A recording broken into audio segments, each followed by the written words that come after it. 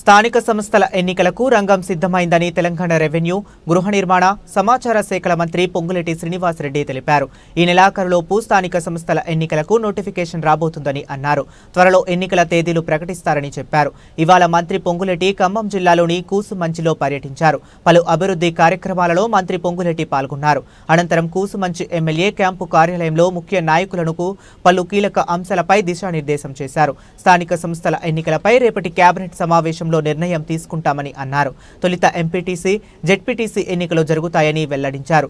అనంతరం సర్పంచ్, మున్సిపల్ ఎన్నికలు ఉంటాయని పేర్కొన్నారు. మంత్రి పొంగులేటి శ్రీనివాసరెడ్డి గ్రామాల్లో నాయకుల మధ్య సఖ్యత ఉండాలని మంత్రి పొంగులేటి శ్రీనివాసరెడ్డి చెప్పారు. నాయకులు, నేతలు ఎవరైనా ప్రజా సమస్యల పరిష్కారానికి మొదటి ప్రాధాన్యం ఇవ్వాలని కోరారు. ఎన్నికలు రావడానికి మరో 15 రోజుల గడువు మాత్రమే ఉందని అన్నారు. కాబట్టి ఆయా గ్రామాల్లో చిన్న చిన్న లోటుపాట్లు ఉంటే వాటిని సరిదిద్దుకొని ఎన్నికలకు సిద్ధం అవ్వాలని సూచించారు. రిజర్వేషన్ల ఆధారంగా ఎన్నికల్లో గెలిచే అవకాశాలు ఎక్కువ ఉన్నా అభ్యర్థులను మాత్రమే ఎంపిక చేస్తామని స్పష్టం చేశారు.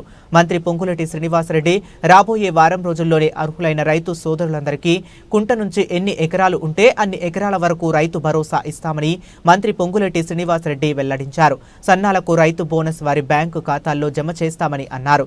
సంక్షేమ పథకాల ఆవశ్యకతను ప్రజల్లోకి తీసుకువెళ్లాల్సిన బాధ్యత స్థానిక నాయకులదేనని చెప్పారు. మీ గ్రామాల్లో లబ్ధిదారులకు ఇందిరమ్మ ఇల్లు మంజూరు చేయించుకోవటమే కాదని వాటి నిర్మాణం పూర్తి చేయించే బాధ్యత కూడా నాయకులే తీసుకోవాలని మంత్రి పొంగులేటి శ్రీనివాసరెడ్డి కోరారు.